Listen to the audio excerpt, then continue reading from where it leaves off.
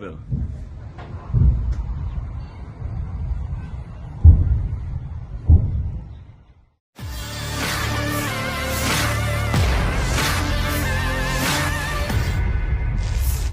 Media sosial diramaikan dengan rekaman menunjukkan ledakan dahsyat di Gunung Meron.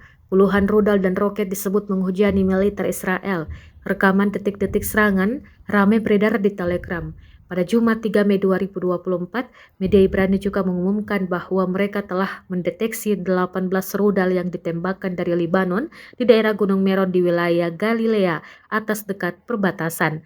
Hal ini terjadi menurut surat kabar Israel Today yang mengatakan bahwa peluncuran tersebut tidak mengakibatkan kerusakan atau cedera. Selain itu, Brigade Al-Qassam juga menembakkan puluhan roket dari Lebanon Selatan menuju posisi dan barak Israel di wilayah utara Palestina yang diduduki Gaza. Tembakan roket yang diluncurkan terekam jelas. Rekamannya kini telah menuai berbagai komentar dari warganet.